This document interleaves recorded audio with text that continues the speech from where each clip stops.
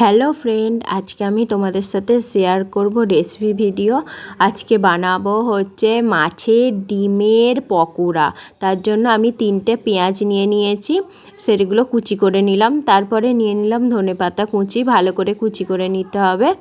আর তারপরে নিয়ে নিলাম রসুন, তারপরে নিয়ে নিলাম আদা, ভালো করে চপ করে নিতে হবে।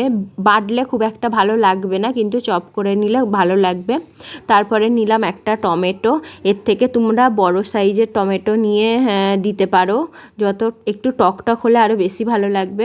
তারপরে আমরা নিয়ে নিয়েছি 250-রও একটু বেশি ডিম, ওই 300-র মতো। আমরা তারপরে দিয়ে দিলাম শুকনো লঙ্কা। এবারে আমরা দিয়ে দিচ্ছি বেসন, মোটামুটি 4-5 চামচ। এবারে আমি দিয়ে দিলাম হলুদ গুঁড়ো, লঙ্কার গুঁড়ো, পরিমাণ মতো নুন, সবটাই পরিমাণ মতো। তারপরে দিয়ে দিতে হবে গোলমরিচের গুঁড়ো। এবার আমি ভালো করে মিশিয়ে নিচ্ছি। ভালো করে মিশিয়ে নিয়ে এবার আমি কড়াইটা বসিয়ে দিলাম, গ্যাসটা জ্বালিয়ে দিয়ে এবার অল্প তেলটা দেখো গরম হয়েছে। এবার আমি ডিমগুলো একটা একটা করে ছেড়ে দিচ্ছি। এইটা যতখানি চেষ্টা করবে চামচে করে দেবার, হাত দিয়ে দিলে খুব একটা ভালো হবে না, চামচে করে দিলে খুবই ভালো হবে। আর আমি দেখো এখানে একটা একটা করে উল্টে নিচ্ছি। দেখতে খুবই সুন্দর হয়েছে আর খেতেও ততটা সুন্দরই হয়েছে।